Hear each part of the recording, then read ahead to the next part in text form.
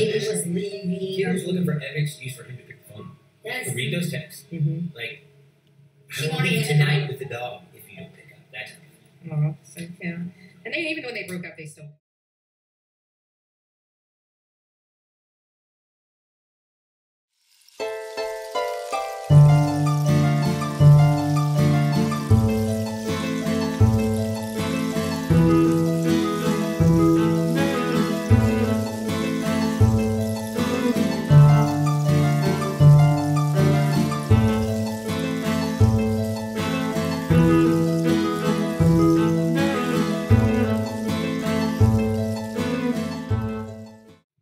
Kaylee was leaving. He was looking for every excuse for him to pick the phone. To read those texts. Like, I don't leave tonight with the dog if you don't pick up. That's Oh, so yeah. And they even when they broke up.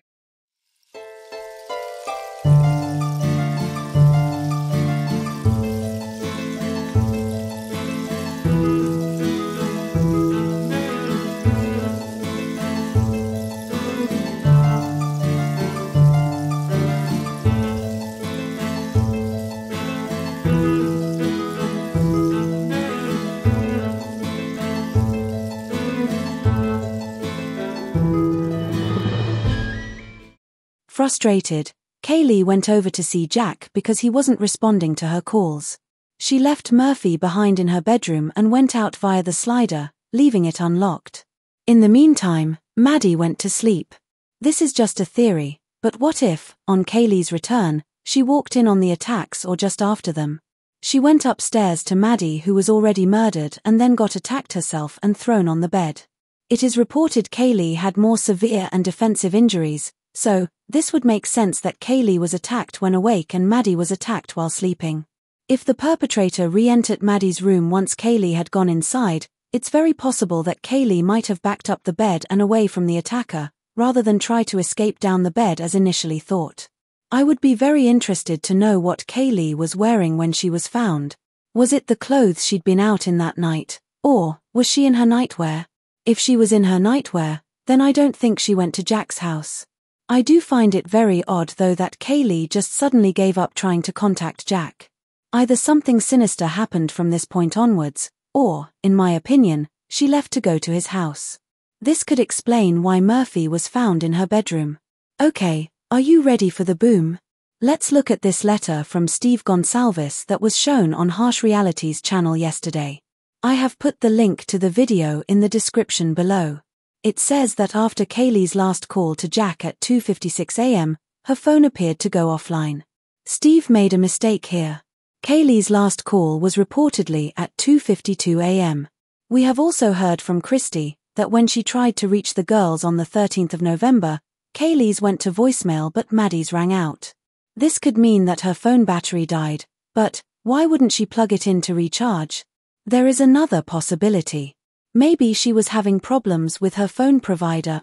Perhaps Kaylee used Maddie's phone because her own phone was struggling with signal. Okay. Now let's look at the PCA. Let's read.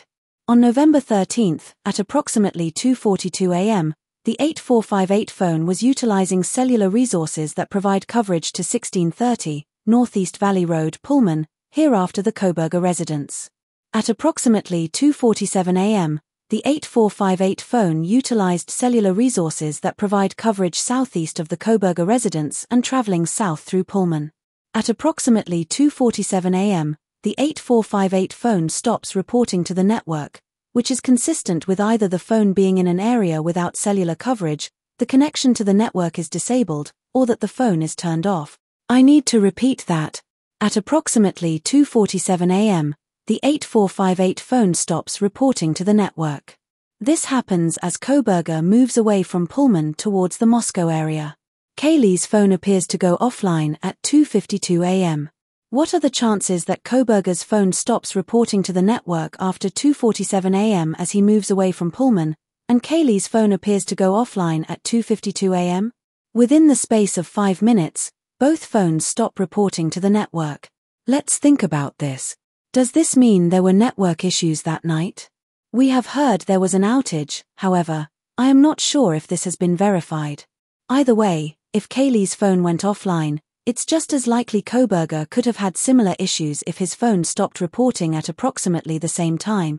What if this is the exculpatory evidence and Taylor made reference to in the alibi document? What if law enforcement knew there were signal problems in the area that night and did not hand this information over? Maybe many phones stopped reporting to the network on the 13th of November, but the prosecution decided to keep quiet about it.